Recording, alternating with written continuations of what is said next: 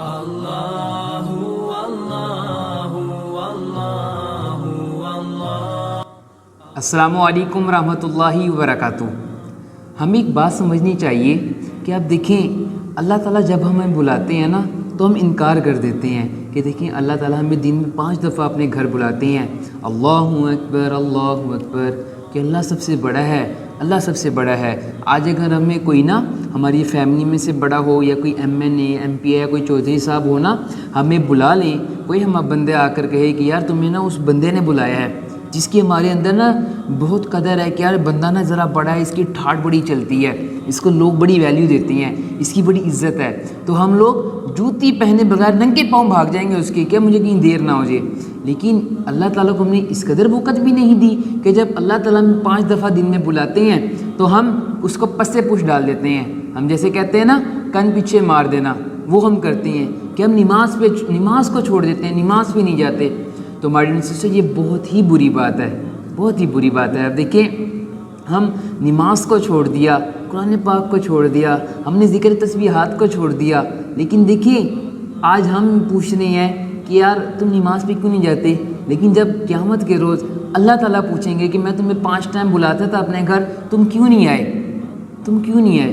تو ہماری سسٹرز ہمیں ایک بات سمجھنی چاہیے، ہم اللہ سے ایسی دوستی لگائیں کہ دیکھیں کیا کہ اللہ تعالیٰ جب تو مجھے بلائے گا میں کبھی انکار نہیں کروں گا، اور جب میں تجھے بلاؤں تم کبھی انکار نہ کری۔ پھر اللہ تعالیٰ کیسے کہیں گے؟ اللہ تعالیٰ کہتے ہیں کہ اللہ بندے میں تجھے 5 دفعہ بلا رہا ہوں دن میں، تو 5 دفعہ میرے پاس آ جا، پھر تو مجھے جہاں گھر میں بلائے گا میں تیرے پاس آؤں گا، تو مجھے دکان میں بلائے گا میں تیرے پاس آؤں گا، تو مجھے گاڑی میں بلائے گا میں تیرے پاس آؤں گا، تو مجھے جہاز میں بلائے گا میں تیرے پاس آؤں گا، تو مجھے زمین پہ بلائے گا میں تیرے پاس آؤں گا، تو مجھے اندھیروں میں بلائے گا میں تیرے پاس آؤں گا، تو مجھے روشنی میں بلائے گا میں تیرے پاس آؤں گا۔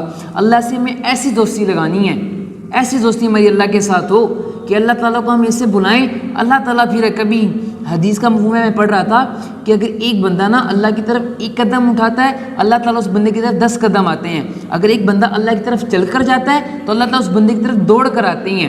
تو میرے سے یہ حدیث کا مفہوم ہے۔ تو اب دیکھیں ہمیں دوستی ایسی لگانی ہے اللہ سے، اور لگانی کس سے ہے؟ اللہ سے۔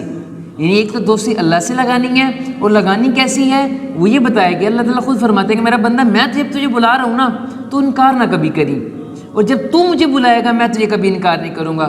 تو یہ بیماریوں سے نکالنے والا میں ہوں، تو یہ پریشانی سے نکالنے والا میں ہوں، تو یہ عزتیں دینے والا میں ہوں، تو یہ رزق دینے والا میں ہوں۔ تو جب سارے کام ہمارے بنانے والا اللہ ہے، جب سارے کام اللہ کی طرف جا رہے ہیں تو ہم نے اللہ ہی کو کیوں چھوڑ دیا؟ اللہ کو کیوں چھوڑ دیا؟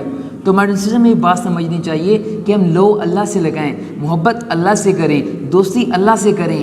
جب ایسے چیزیں اللہ سے ہم کریں گے نا، سارے کام اللہ کی طرف ہم رجوع کریں گے، اللہ سے مدد مانگیں گے، تو پھر دیکھیے گا ہماری زندگی میں سکون آئے گا، ہماری زندگیاں کیسے بدلیں گی، ہماری نسلیں کیسے پاک ہوں گی، ہماری نسلیں کیسے فرما بردار بنیں گی۔ تو یہ چیزیں ہماری سسٹرز ہمیں یہ چاہیے کہ اللہ تعالیٰ ہمیں اس کو سمجھنے کی توفیق عطا فرمائے کہ ہم نے دوستی کرنی ہے اللہ سے کرنی ہے، اور کیسے کرنی ہے وہ ہم نے کر لیا کہ دیکھو جب اللہ بلائے ہم نے کبھی انکار نہیں کرنا، اور جب اللہ تعالیٰ کو ہم بلائیں گے اللہ تعالیٰ کبھی انکار نہیں کریں گے۔ اللہ سے دعا ہے کہ اللہ تعالیٰ اس کو سمجھنے کی اور عمل کرنے کی توفیق عطا فرمائے۔ السلام علیکم رحمۃ اللہ وبرکاتہ۔